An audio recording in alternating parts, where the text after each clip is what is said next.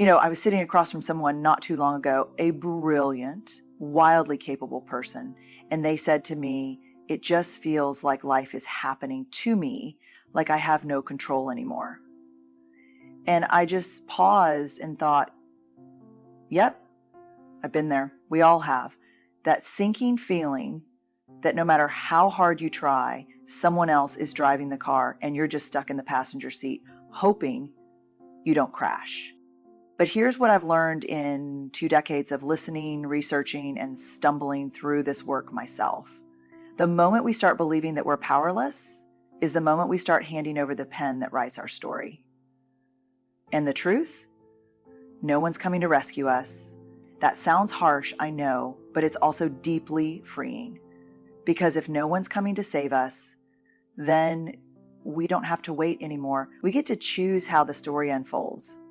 Victim thinking is rooted in powerlessness, not weakness.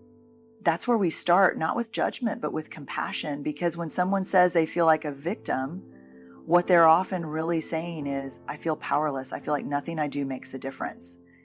And if we're honest, most of us have had seasons or years where that felt deeply, painfully true. But here's the critical distinction we have to make. That sense of powerlessness is real, yes, but it doesn't mean we are powerless. The research is clear, and it's also incredibly humanizing. What we call victim thinking isn't about being dramatic or attention-seeking. It's actually a learned response that often develops in environments where our sense of control was stripped from us, emotionally, physically, or psychologically. Maybe we grew up in a home where speaking up got us punished. Maybe we've been in systems that kept shifting the rules on us. Or maybe we've lived through trauma that taught us that no matter how hard we try, the outcome will still be pain. That belief that nothing changes no matter what we do becomes the emotional blueprint for powerlessness. I remember working with a woman who said, I don't even know what I want anymore. I've spent so long surviving other people's choices. That's what powerlessness does.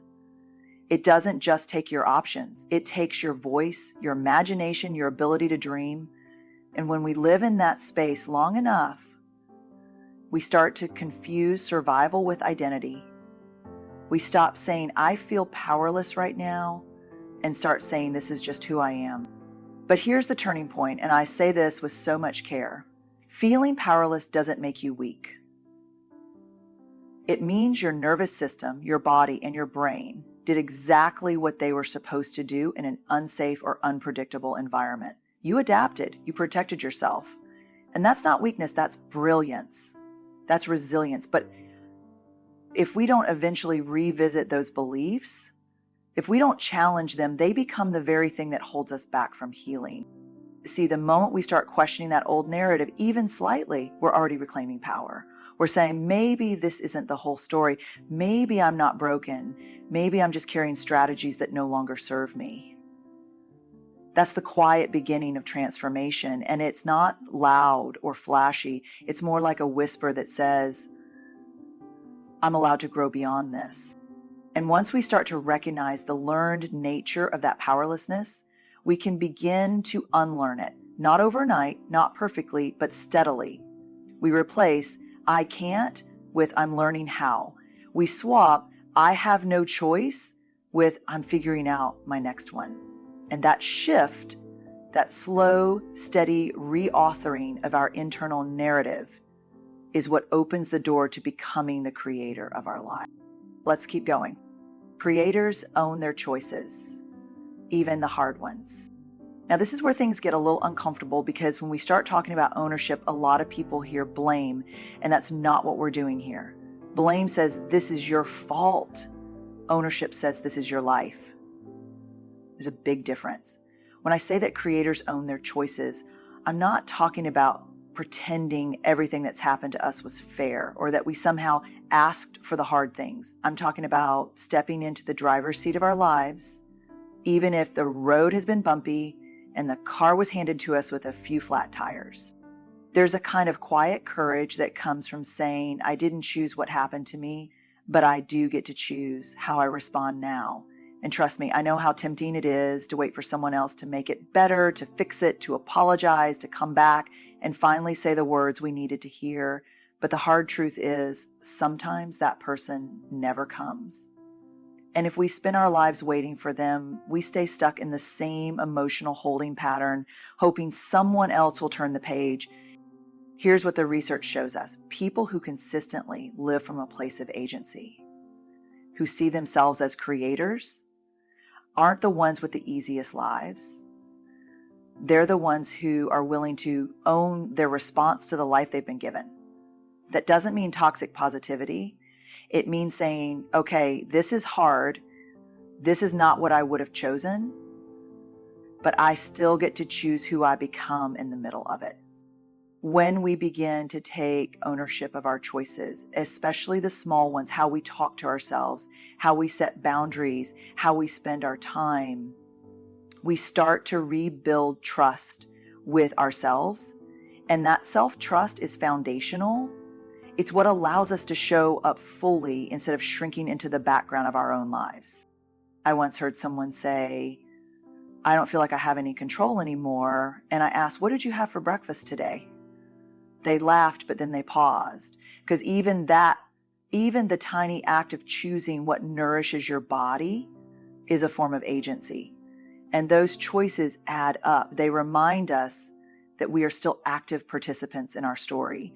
Maybe not in control of everything, but always responsible for something. That responsibility isn't a burden, it's a reclaiming. It's the moment we stop waiting for permission and start giving ourselves full access to our own power. And yeah, it's hard, especially when the choices aren't easy or popular or certain, but owning them, that's where our lives start to change. Not when it's perfect, but when it's honest.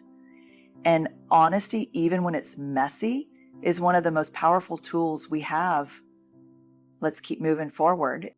Storytelling shapes identity, and we are the storytellers. This is one of those truths that hits hard once it lands, because we all walk around carrying stories about who we are, what we deserve, what's possible for us.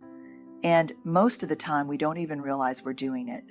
These stories are so woven into our thoughts, our behaviors, our patterns that they feel like facts. But they're not, they're narratives. And they're often built on old wounds, not current realities. I remember talking with someone who said, I always end up being the one who gets left. Not once, not it happened and it hurt, but always. That kind of story doesn't just hurt, it defines. It becomes identity. And once we internalize that, we start unconsciously reinforcing it. We play it safe. We don't speak up. We don't fully attach or invest because deep down we're expecting to be left again. That's what unexamined stories do. They run us. Here's the thing, and it's backed by years of research and hundreds of interviews. The most resilient people are not the ones with the best circumstances. They're the ones who get curious about their stories. Instead of letting the story drive the bus, they pause and say, wait, is that actually true? Or is that just what I've come to believe after being hurt? That one question can unlock the door between who we are and who we're becoming. And listen, I'm not saying it's easy. Challenging our internal narratives takes courage, because those stories, even the painful ones, often feel safer than the unknown. But when we start shifting from I always or I never to sometimes or right now I'm learning, we create space for new identity. We stop writing ourselves into a corner and start exploring a fuller version of who we are. Language matters. It shapes our sense of self. If you constantly refer to yourself as broken, unlovable, too much, or not enough, your actions will follow. But when you start to tell a new story, not a perfect one, not a fantasy, but a true one that acknowledges your pain and your strength in the same breath, everything changes. You go from being a character who reacts to being an author who chooses. And we're not talking about rewriting history. We're talking about reclaiming authorship of what comes next. Because here's the truth, and it's simple but not easy. You are not the worst thing that's ever happened to you. You are the person who survived it and who gets to write what happens from here. Boundaries reclaim power, blame leaks it. I had to pause here because this one can be sneaky. When we're hurt, when we feel misunderstood or taken advantage of or flat out disrespected, it is so easy to reach for blame. It gives us a fast hit of certainty. It gives us something to point to, something outside ourselves to hold responsible. And for a moment, it feels good. It feels like control. But what I've seen again and again is this. Blame is a quick fix that keeps us stuck. It leaks our energy, our attention, and our power. Drop by drop. Blame says, I can't move forward until they change.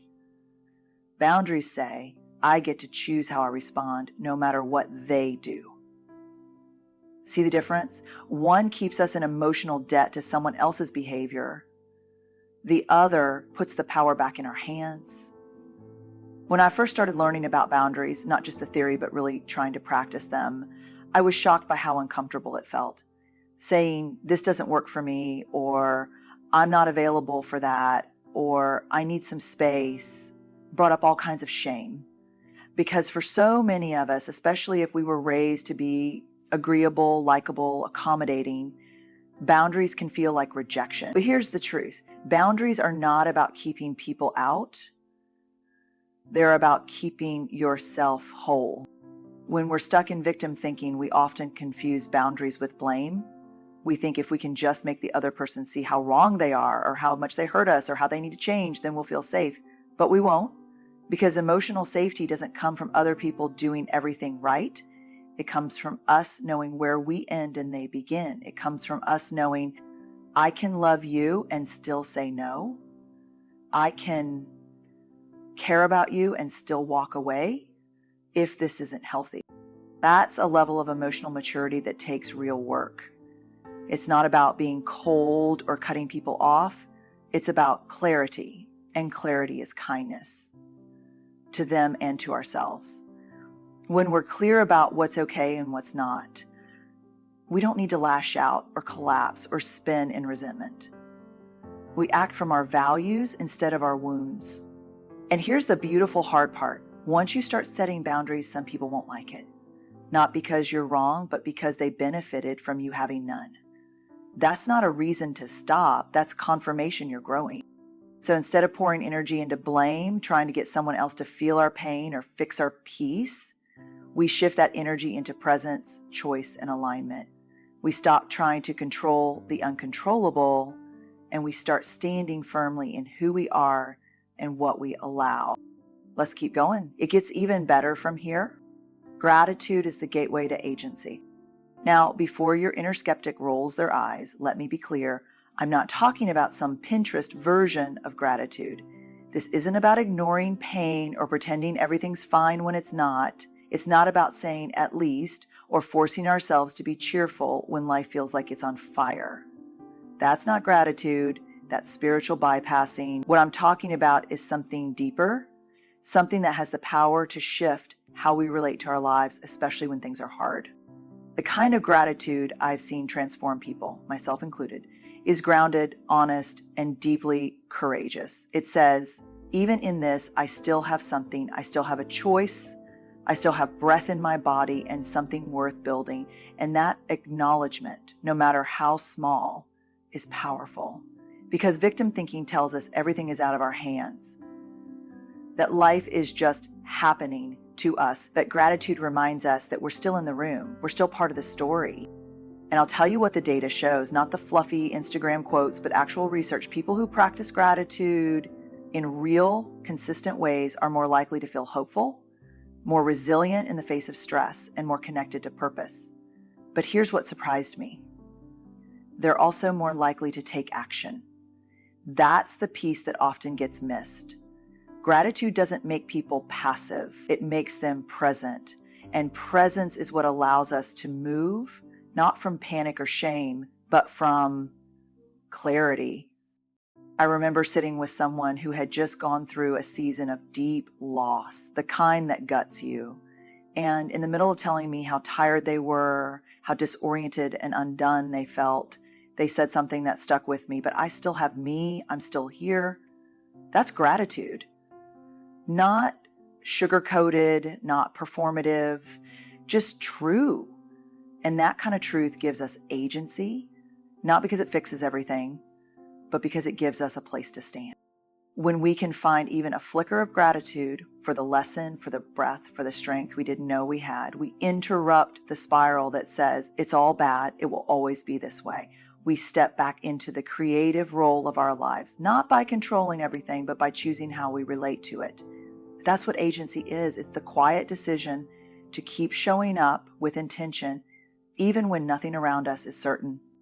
And the more we practice that, the more we expand our capacity to hold the complexity of life, the beauty and the brutality, the hope and the heartbreak, and still choose to build something meaningful with it. Now let's bring it all together. So here's what I want you to remember, and not just remember, but carry. The shift from thinking like a victim to living like a creator isn't a single decision. It's a practice. It's choosing moment by moment to stop waiting for someone to rescue you and start trusting that you already have what it takes to rescue yourself. It's catching those internal narratives that say, I'm stuck, and asking, what if I'm not? It's reclaiming your power not through perfection or control, but through presence, ownership, and self-trust. You are not defined by what has happened to you. You are defined by how you rise from it, by the boundaries you set, the stories you rewrite, the small, brave choices you make when no one's watching. That is what a creator does. They don't wait for ideal conditions. They create meaning from the mess. They create healing from the hurt. They create movement even in the dark. And if there's one truth I hope you hold on to, it's this: you are not powerless. You are not broken. You are a whole human being learning to live from a place of courage instead of fear. And that is the most powerful kind of living there is. Good luck out there. Keep writing your story. And don't forget, you're the author now.